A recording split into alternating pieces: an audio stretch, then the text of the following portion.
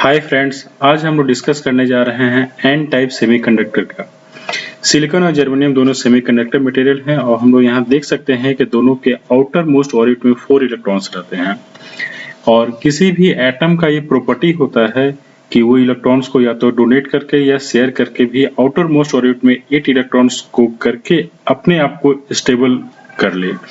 जैसे सिलिकॉन का अगर हम लोग डिस्कस करते हैं तो सिलिकॉन के आउटर मोस्ट ऑर्बिट में 4 इलेक्ट्रॉन्स हैं और जस्ट उसके नेबरहुड में भी अगर एटम्स सिलिकॉन है तो सभी के आउटर मोस्ट ऑर्बिट में कितने इलेक्ट्रॉन्स रहेंगे? 4 इलेक्ट्रॉन्स।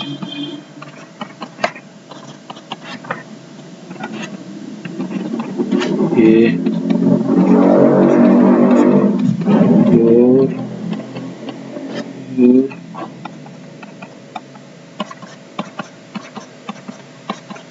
4 सिलिकॉन एटम क्या करता है कि इस सिलिकॉन एटम का अगर हम बारे में अगर हम लोग डिस्कस करें तो ये सिलिकॉन एटम क्या करता है कि इस सिलिकॉन एटम से इस सिलिकॉन एटम से इस सिलिकॉन एटम से इस सिलिकॉन इस चारों जो नेबरहुड में उसके सिलिकॉन एटम्स पाए जाते हैं उस सिलिकॉन एटम से एक एक इलेक्ट्रॉन का वो शेयर करता है और वो क्या करता है अपने ऑक्टेट को अचीव करता है। मतलब कि अब देखा जाए तो इस सिलिकॉन एटम के आउटर मोस्ट ऑर्बिट में कितने इलेक्ट्रॉन्स हो गए? 8 इलेक्ट्रॉन्स।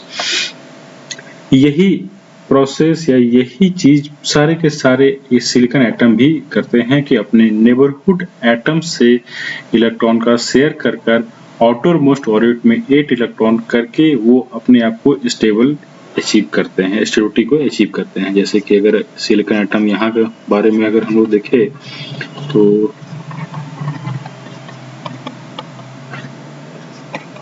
इस स्ट्रक्चर में सिलिकॉन इस तरह रहेंगे। ये सिलिकॉन एटम क्या करेगा? इसका एक इलेक्ट्रॉन, इसका एक इलेक्ट्रॉन, इसका एक इलेक्ट्रॉन, इसका इलेक्ट्रॉन। अब इसके भी आउटर मोस्ट ऑर्बिट में कितने इलेक्ट्रॉन्स हो गए? 8 इलेक्ट्रॉन्स। इस तरह कर हर एक silicon atom outer most orbit में 8 इलेक्ट्रॉन करके स्टेबिलिटी को अचीव करता है। ये हम लोग जो डिस्कस कर रहे थे, ये जो स्ट्रक्चर देखिए, ये हमारा प्योर सिलिकॉन एटम है। मतलब कि थ्रू आउट अगर हम इस मटेरियल के बारे में बात करें कि ये सेमीकंडक्टर मटेरियल है तो इस सेमीकंडक्टर मटेरियल में सिर्फ और सिर्फ हमारे सिलिकॉन एटम्स ही हैं। ये प्योर सेमीकंडक्टर मटेरियल है। हम क्या करते हैं कि इसके कंडक्टिविटी को बढ़ाने के लिए कुछ डॉपिंग करते हैं। डॉपिंग किस तरह का होता है? या तो हम लोग पेंटावैलेंट डॉपिंग करते हैं या हम लोग ट्राइवैलेंट डॉपिंग करते हैं। पेंटावैलेंट डॉपिंग वैसे डॉपिंग को कहते हैं जब इसमें हम लोग ऐसे मटेरियल को ऐड करते हैं जिस मटेरियल के एटम के आउटर मोस्ट ऑर्बिट में 5 इलेक्ट्रॉन्स रहते हैं। जैसे एग्जांपल्स में पेंटावैलेंट अगर एटम के बारे में अगर हम लोग कहें कि पेंटावैलेंट एटम कौन कौन होते हैं तो पेंटावैलेंट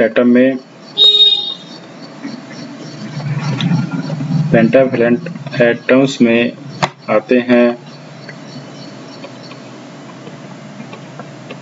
आर्सेनिक, फास्फोरस,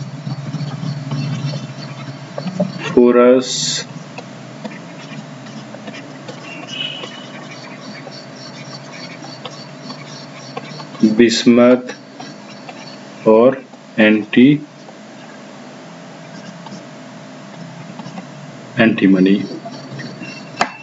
ये जितने भी एटम हैं इनके आउटर मोस्ट ऑर्बिट में 5 इलेक्ट्रॉन्स रहते हैं। अब इसको डॉपिंग, जिसे हम लोग डॉपिंग कर रहे हैं, डॉपिंग का मतलब कि ऐसा प्रोसेस जिस प्रोसेस के थ्रू ये पेंटावैलेंट इम्प्यूरिटी को या पेंटावैलेंट एटम को इस प्योर सिलिकॉन एटम में हम लोग डालते हैं। अब ये डॉपिंग करने से क्या होता है इस चीज को अगर हम लोग डिस्कस करते हैं तो इसके लिए हम लोग पहले प्योर सिलिकॉन सेमीकंडक्टर मटेरियल का बनाते हैं और उसमें देखते हैं कि डॉपिंग करने से या पेंटावैलेंट इम्प्यूरिटी को ऐड करने से क्या होता है। जैसा कि ऊपर भी हम लोग देख चुके हैं कि हर एक के आउटर मोस्ट ऑर्बिट में कितने हैं? 4 इलेक्ट्रॉन्स हैं।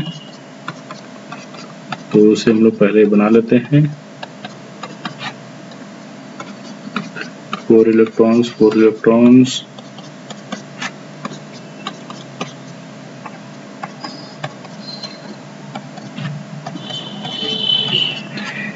एंटीमनी को हम लोग लेते हैं, एंटीमनी को लेते हैं और एंटीमनी को हम लोग क्या करते हैं कि इसमें ड्रॉप करते हैं। इससे हमारा क्या होगा कि एक एटम रिप्लेस होगा सिलिकॉन, और सिलिकॉन की जगह क्या आ जाएगा, एंटीमनी आ जाएगा।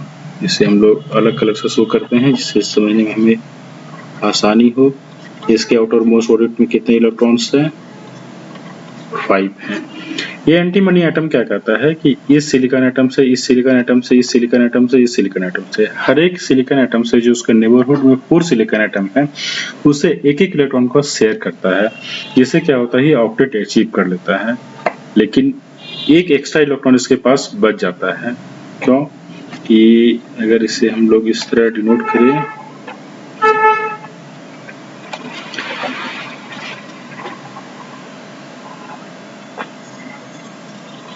और इसका 5th इलेक्ट्रॉन 1 2 3 4 5 5th इलेक्ट्रॉन क्या होता है, वो बच जाता है। वो बिना ऑक्टेट जब पूरा करते हैं तो उस ऑक्टेट करने में या इसके स्टेबिलिटी को अचीव करने में इस इलेक्ट्रॉन का कोई जरूरत नहीं होता है।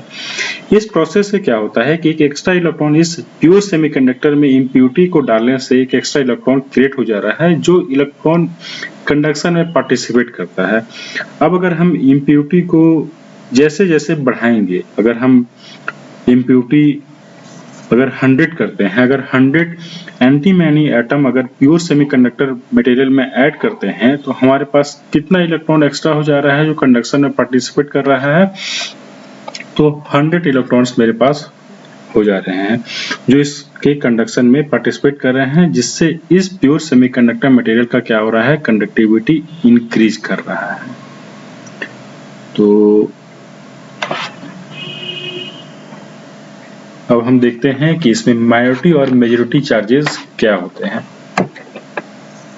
अगर हम प्योर सिलिकॉन एटम लिए, कि मानते हैं कि प्योर सिलिकॉन मटेरियल है, इसमें हम लोग कुछ इम्प्योरिटी को ऐड कर रहे हैं। अगर हम काउंट करके अगर 15 इम्प्योरिटी, अगर ये एन टाइप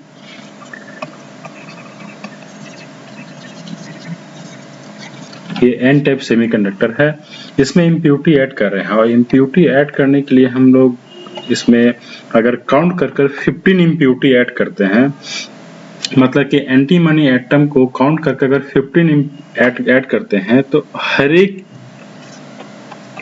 2 3 4 5 6 7 8 9 10 11 12 13 14 15 ये हमारा क्या है, इम्प्योरिटी एटम है। और ये हर एक एटम जितना भी है, इम्प्योरिटी एटम है, ये जितना भी है वो क्या कर रहा है कि एक एक इलेक्ट्रॉन को डोनेट कर रहा है। इसलिए हम लोग कह रहे हैं, ऊपर भी देख चुके हैं कि एक इलेक्ट्रॉन को वो उस इन्वायरमेंट में डोनेट कर रहा है। तो अगर 15 एंटीमनी एटम को ऐड करते हैं तो इस इन्वायरमेंट में मेरे पास 15 इलेक्ट्रॉन्स 3 4 5 6 7 8 9 10 11 12 13 14 15 इस मटेरियल में कितने इलेक्ट्रॉन्स क्रिएट हो जा रहे हैं, 15।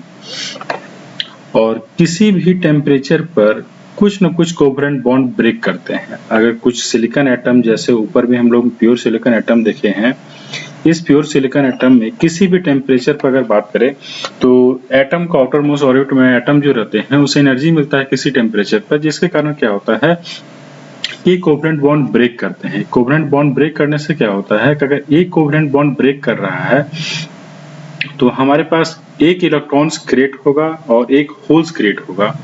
अगर किसी खास टेम्परेचर पर, अगर कहें हमको 25 डिग्री सेल्सियस अगर रूम टेम्परेचर है और इस टेम्परेचर पर अगर 5 इलेक्ट्रॉन्स कोवलेंट बॉन्ड ब्रेक करते हैं तो हमारे पास होल्स कितने जनरेट हो जाएंगे, 2 3 4 5 हो जाएंगे, और इलेक्ट्रॉन्स कितने क्रिएट हो जाएंगे, सेम नंबर में 1 2 3 4 5।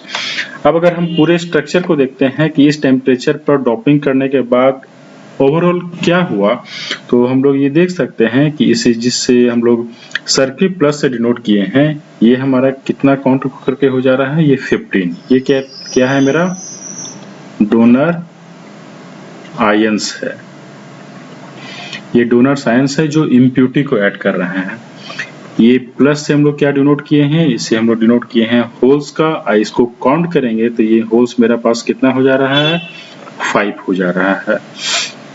और इलेक्ट्रॉन्स का काउंट करेंगे तो इलेक्ट्रॉन्स मेरे पास 15 जो डोनर के चलते थे, 5 जो इलेक्ट्रॉन और कोवेलेंट बॉन्ड जो ब्रेक करिए, जो थर्मली जनरेटेड हुए इलेक्ट्रॉन्स और होल्स, उसके चलते जो इलेक्ट्रॉन्स क्रिएट हुए वे हुए। तो ओवरऑल मेरे पास इलेक्ट्रॉन्स कितना हो जा रहा है, ये 15 प्लस 5 20। तो ओवरऑल पॉजिटिव चार्जेस मेरे पास कितना हो जा रहा है, 15 प्लस 5, और ओवरऑल नेगेटिव चार्जेस कितना हो जा रहा है, 20। मतलब कि ये पूरा का पूरा एन टाइप सेमीकंडक्टर क्या है, न्यूट्रल है। लेकिन मेजॉरिटी में क्या है मेरे पास, तो इलेक्ट्रॉन्स है, और माइनॉरिटी में क्या है, तो होल्स है। तो इस इलेक्ट्रॉन्स को हम लोग कहते हैं मेजॉरिटी चार्जेस, और इस होल्स को कहते हैं हम लोग माइनॉरिटी चार्जेस। मतलब कि एन टाइप मटेरियल में मेजॉरिटी में क्या रहते हैं, इलेक्ट्रॉन्स रहते हैं, और माइनॉरिटी में क्या रहते हैं, होल्स रहते हैं। That's it.